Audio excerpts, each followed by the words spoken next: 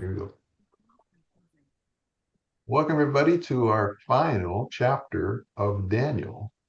We are going to introduce two terms, one in chapter 11 that we've heard maybe in the New Testament as well. Jesus himself made reference to this abomination of desolation, very impactful sounding term.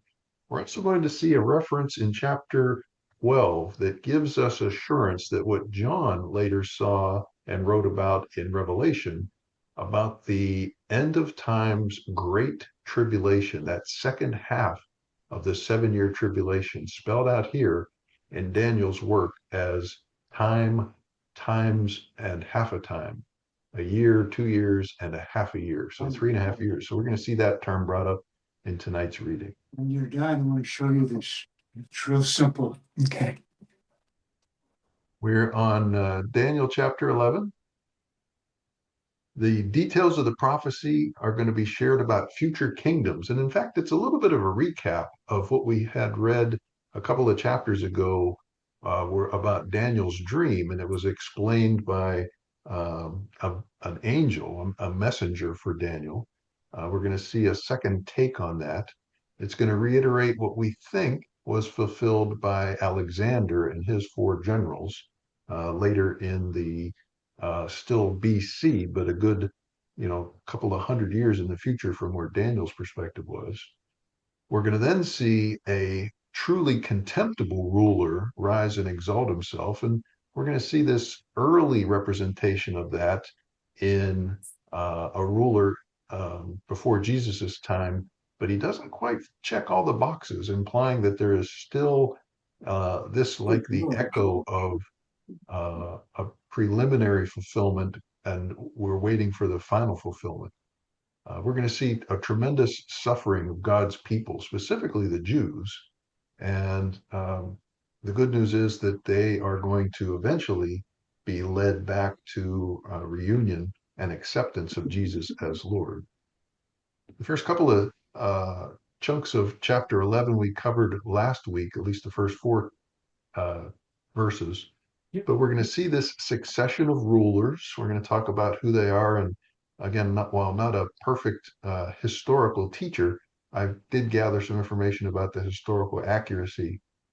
And so, this is again a proof. If I said, hey, did you guys know I could tell the future? You would say, give me, prove it. And I would have to give you something small, like, well, here's what's, going to happen in the next few days. And now I want to tell you what's going to happen next week.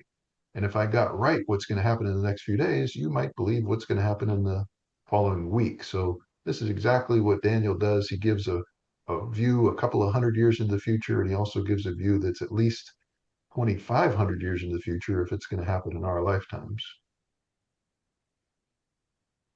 The names that you would find in a study of history, a secular history outside the Bible, would show this Seleucus and Ptolemy. They were competing kings, competing leaders of giant chunks of territory that were carved up after the succession of Alexander. And squeezed right in the middle is Jerusalem, between the empire of the south and the empire of the north. So again, these Seleucid and Ptolemy leaders, one of them eventually stood in the glorious land, and he was the one who was going to create this initial abomination in that temple. He actually places a symbol of Zeus. This contemptible ruler that we're going to read about in 21 to 35, Antiochus Epiphanes, we've heard that name before. It came up a couple of chapters ago. He loses a battle to the fledgling power of Rome. Rome has created an army and a navy, and the navy joins with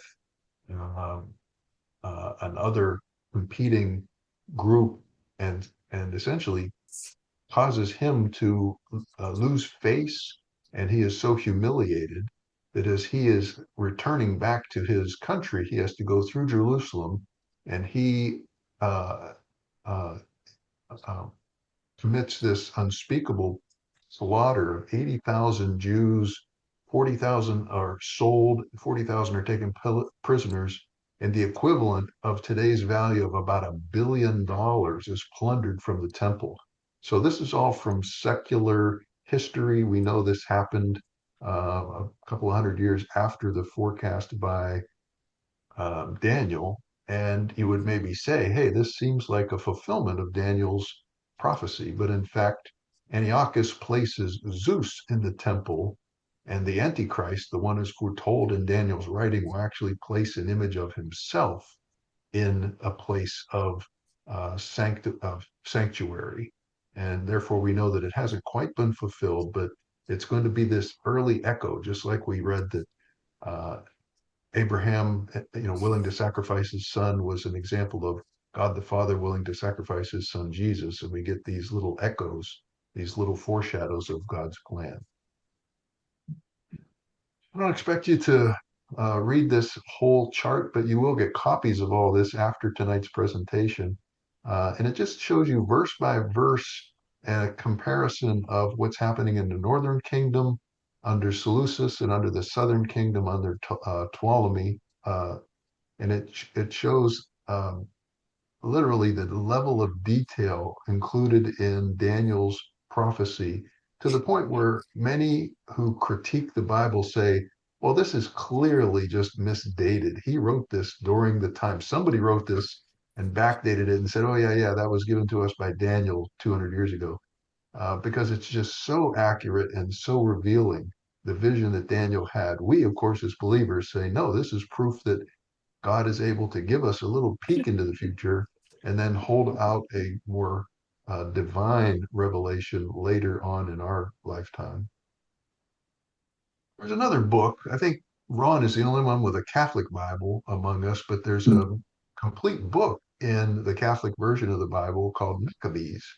And it's a period that takes place intertestamental between the Old Testament and the New Testament.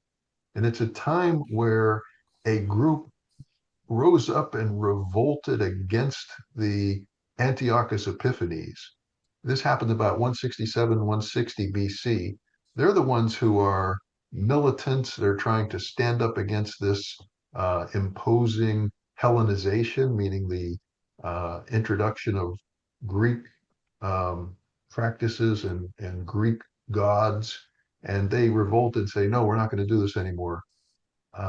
They're also, we read about the origin of Hanukkah when the temple that had been desecrated is rededicated after a time period where Cyrus allows the people to return back to the Holy Land and are able to, rededicate the temple. So there's, again, extra biblical if you consider the book of Maccabees outside of the 66 books of the Protestant Bible, confirming this historical bridge between the Old Testament and the New Testament. And it shows, a occurrence. And obviously, since the Jews still to this day celebrate Hanukkah, they trace the story and origin of Hanukkah back to that rededication. We're going to read in verses 36 to 45 that this ruler, sometime in the future, is going to exalt himself above all gods. So Antiochus did it in Daniel's near future, and we believe that the Antichrist is going to do that in some distant future, maybe near to us, but it's certainly distant from Daniel. It's a real peak of power. We know from the book of Revelation that the first 3.5 years of this Antichrist's rule, everything's going great. There's peace, there's prosperity, and slowly the screw is tightening to where you better start revering the leader and you better start, kowtowing to the leader and you better start worshiping the leader. And then you get into that period where he puts himself out and says, I am, and he actually is going to place himself above the images of that peace in the Middle East. And it's going to show that his end comes swiftly at the end of that period of tribulation. And it is God's direct intervention. It's not any human that ends up taking out this Antichrist. We jump into 12. This is where we're going to get that explanation of this time of unprecedented distress. When we think about what's happened to the Jewish people, they were oppressed by, the Egyptians. They were, uh, oppressed by the Babylonians. They were, in our century, they were almost wiped out by the Nazis. 6 million of them died. And, they've kind of been persecuted as a people forever with the perspective that we think the devil wants to interfere with God's ultimate plan of redemption and ultimately kicking the devil into the pit. And he thinks, hey, if I can take out the Jewish people, maybe that'll stop God's plan. So there's this biblical fulfillment of the constant attack on the Jewish people. And in fact, in Daniel 12, he says, you ain't seen nothing yet. When the Great Tribulation comes, it's going to be so much worse than any of the persecutions that the Jews have encountered. But God promises to deliver his people. So those Jews, remember the 144,000 evangels are going to then influence the balance of the Jews. And not every single Jewish person is going to be saved, but the rights of the Jews and the fulfillment of God's everlasting promise that he will keep the descendants of Abraham a portion will be among those who turn and recognize Jesus as Lord and therefore become saved. So we're also going to read about the resurrection of the dead.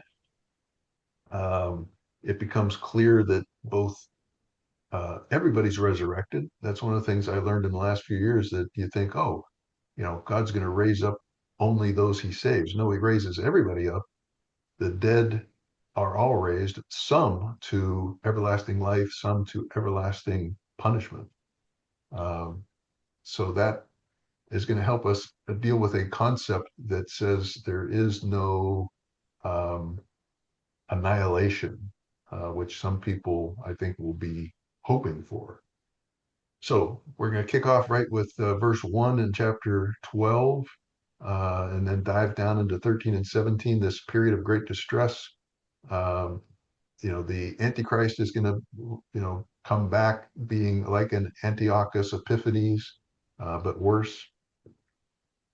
And that promise that God established with Abraham is going to be fulfilled when the Jews turn to Jesus and finally accept him. This points to the point of no annihilism. It's a concept that says, okay, good people die, go to heaven. Bad people just kind of go away. They're just not in the presence of God. They just kind of evaporate. They become nothingness.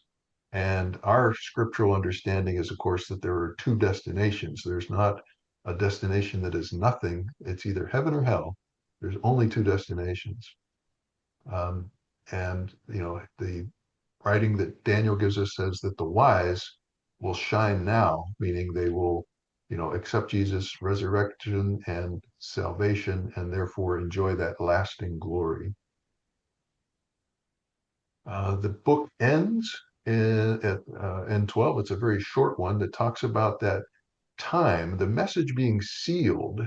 And they talk about it sealed as in being cared for. Just like if I said, here's a bar of gold, I want you to seal this away. It doesn't necessarily mean never access it. It just means take care of it, make sure that it's available, put it in a safe, that kind of thing. And it talks about until the end of time. And you say, well, if we're reading this and understanding it, does that mean we're getting close to the end of time? We've been reading this Bible for, a couple thousand years. How is this now close to the end of time? His message was maybe not even kept quiet, in his lifetime. So we're going to talk about that a little bit and see if we can get some guidance on it. This time of abomination is going to be discussed, and there's a couple of different terms throughout it. 1,290 days, 1,335 days. We're going to try to figure out exactly what the count is and what it might imply to the extent we're able to, because again, it's not important that we understand the exact detail. We understand, be faithful. And that's going to conclude our study of the book of Daniel. Mm. Dang it.